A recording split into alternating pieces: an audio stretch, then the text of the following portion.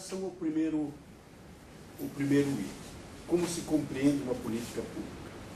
Bom, existem basicamente duas compreensões de política pública. É uma concepção americana que dá conta de que uma política ela se resume na ação de governo, uma ação de governo e nada mais, né? Não se considera as questões da representação de classe, não se considera as dimensões históricas, não se considera as dimensões ideológicas. A academia americana trabalha muito com esse conceito e, no fundo, se a gente assiste a campanha eleitoral, é muito esse conceito que passa, né?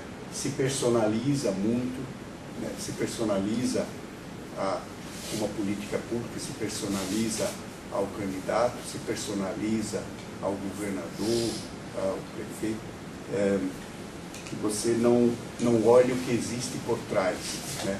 As correlações que existem por trás, as questões ideológicas que existem por trás, a questão histórica, né? O conceito, que conceito, aliás, que noção de sociedade que aparece atrás. Tá? Então, esse é o primeiro, acho que é uma primeira concepção. Uma segunda concepção que é mais europeia, que surge mais na academia europeia, está associada à teoria de Estado. Se compreende de que a compreensão de uma política pública depende de uma compreensão do que é Estado. O que é Estado. Então, essa é uma concepção jamais...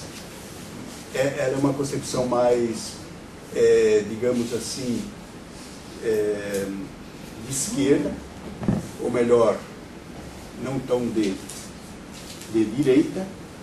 Ela tem no caso europeu, já se construiu através do próprio marxismo, a partir das discussões da Alemanha e depois da França, né?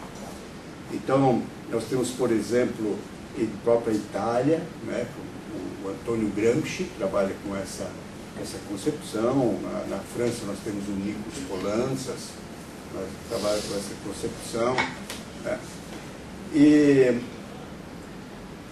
Então se diz o seguinte: essa concepção, ela para compreender a política pública, é preciso compreender o que é Estado. Agora, o que é Estado? Né? Como compreender o Estado? Então, o Estado é uma instituição. Você pode dizer que o Estado é uma instituição. Uma instituição, mas não é uma instituição como a universidade, uma instituição como um conjunto de regras, normas, leis. Né? Conjunto de regras, normas e leis. Então, normalmente, se tem três concepções de Estado, né? Normalmente as mais, eu estou dizendo assim de uma forma mais simples, né? Que a mais utilizada e que aparece muito ao lado com a primeira concepção, a concepção mais americana de política pública, que diz respeito que o Estado é uma instituição regida pela lei, é uma instituição neutra, regida pela lei, a serviço de todos, neutra, que não tem vínculo de classe, não tem vínculo ideológico, nada, né?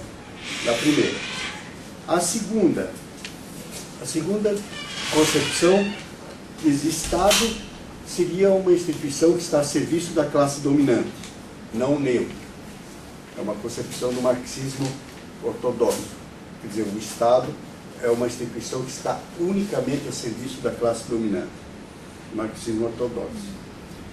E tem uma outra concepção de Estado que eu postulo, seria o Estado como uma instituição originada a partir de uma correlação de forças políticas e sociais onde, claro, evidentemente, que a classe dominante tem a prevalência, mas não é único, né? Então, não é único. Isso significa dizer que, nesse sentido, existe uma inter-relação entre sociedade civil e Estado. Se você pegar a primeira e a segunda concepção, aquela que diz o Estado é uma instituição regida pela lei, é neutra, ou o Estado está a serviço da classe dominante do marxismo ortodoxo, seria de dizer que existem duas instâncias, uma instância do Estado e uma instância da sociedade civil. Mas, na verdade, essa terceira correlação, essa terceira noção ou interpretação da instituição já parte do pressuposto de que existe uma inter-relação entre Estado e sociedade civil, de que o Estado nasce da sociedade civil. Então, você se compreender uma política pública, para compreender uma política pública, é preciso compreender que essa política pública tem uma dimensão histórica, ideológica e de classe, né? Ela não é neutra, ela traz uma construção histórica, uma construção ideológica e especialmente ela traz aquilo que se pode dizer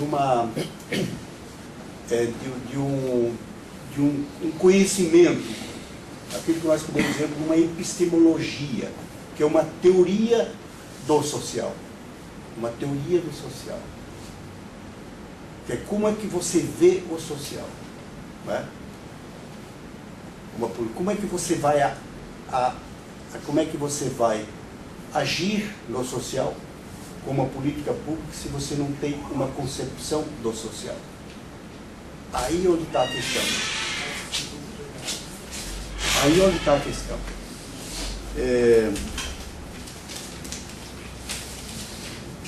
Então, a partir dessa concepção que eu gostaria de falar aqui sobre planejamento urbano e regional. A partir dessa concepção de que um planejamento urbano, uma política de planejamento urbano ou regional, implica em se ter uma postura ideológica, uma visão histórica e um conhecimento construído historicamente sobre o social, sobre o urbano, sobre o regional. É aí. Né? Então, a partir disso, depois de se colocar o que eu penso sobre políticas públicas, a gente entra no segundo aspecto de como compreender esta relação, ou como compreender a relação desta compreensão de políticas públicas que eu falei agora, no sentido de ver na dimensão conceitual de política de desenvolvimento regional urbano. Como é que, a partir desta concepção, como é que se construiu historicamente um conceito de desenvolvimento urbano e regional. Então, isso significa dizer que o que eu estou dizendo é que uma política de desenvolvimento, ele carrega consigo um fundamento epistemológico, uma teoria do social construída historicamente.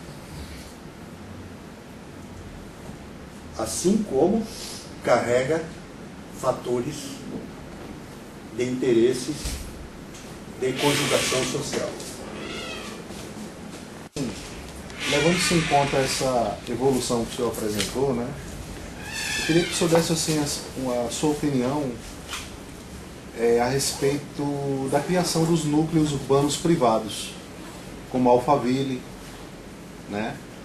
Assim, como o senhor colocaria dentro dessa explanação que o senhor fez, assim, qual a sua explicação assim, sobre essa contextualização da criação desses núcleos urbanos privados, né, como Alphaville, por exemplo? Os núcleos urbanos privados, né? Por exemplo, a privatização até do espaço urbano, né? Exato.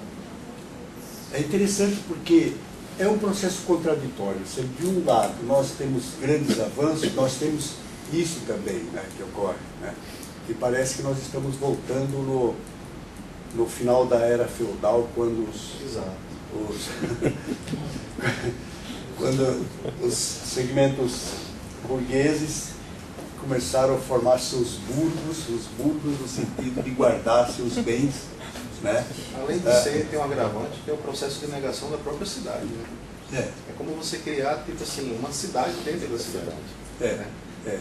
Então, esse é um processo contraditório, é um processo que... Mas, não sei para onde caminhar, como perceber isso aí, mas eu vejo que é um processo contraditório que talvez isso vá provocar outras mudanças, né? Eu não vejo que as cidades vão ser privadas. Eu não vejo que este fenômeno vai aumentar tanto que vai prejudicar a ideia de cidade como de todo, do espaço urbano como de todo. Então, é um processo contraditório, mas que realmente está ocorrendo. Eu acho que tem que ser discutido. Eu não sei dizer são os caminhos, né?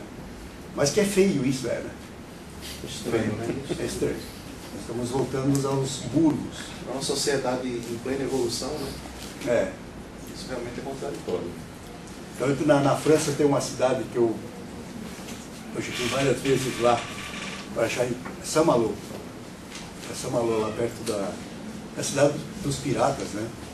É toda cercada, toda cercada. Os piratas voltavam ali e tinham que guardar seus bens, né?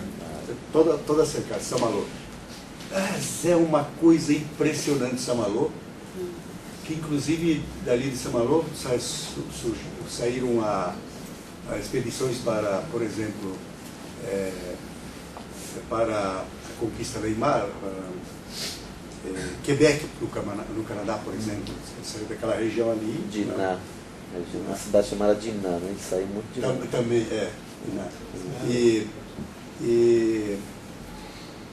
Mas Saint-Malo é típico, assim. Então, às vezes, eu fui 3 vezes a Saint-Malo, eu chego lá e penso assim, nossa, será que no Brasil, será que no mundo hoje vai voltar a se construir cidades assim para guardar o dinheiro pirateado, né?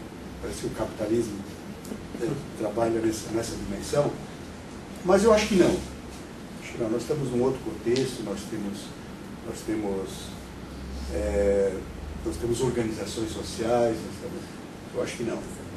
São coisas que não se pode generalizar como um acontecimento.